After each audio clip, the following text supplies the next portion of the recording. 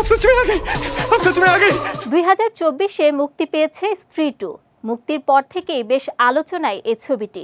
শ্রদ্ধা কাপুর, রাজকুমার রাও, পঙ্কজ ত্রিপাঠী অভিনীত এ ছবি বক্স অফিসে বিপুল ব্যবসা করে। ভারতীয় গণমাধ্যমের এক প্রতিবেদন থেকে জানা যায়, সাফল্যের শীর্ষে পৌঁছে নিজের পারিশ্রমিক বাড়িয়ে দিয়েছেন অভিনেতা রাজকুমার রাও। তিনি নাকি এখন ছবি প্রতি 5 কোটি টাকা করে পারিশ্রমিক চাইছেন। সম্প্রতি এক সাক্ষাৎকারে এ নিয়ে প্রশ্ন করা হলে অভিনেতার বক্তব্য, তিনি বোকার মতো প্রযোজকদের বোঝা হতে চান না। তিনি এটাও বলেন, তার প্যাশনের উপজাত বিষয় হচ্ছে টাকা।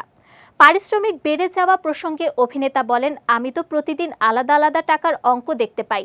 আমি বোকা নই যে আমার প্রযোজকদের বোঝা বাড়াবো।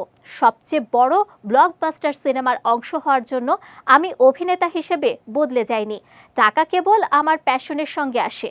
তিনি আরও বলেন, আমি সারা জীবন কাজ করতে চাই যাতে আমি এমন চরিত্রের খোঁজে থাকতে পারি যা আমাকে সারপ্রাইজ করবে। Double million offer Walton fridge কিনে পেতে পারেন 20 লক্ষ টাকা, রয়েছে কোটি কোটি টাকার নিশ্চিত উপহার।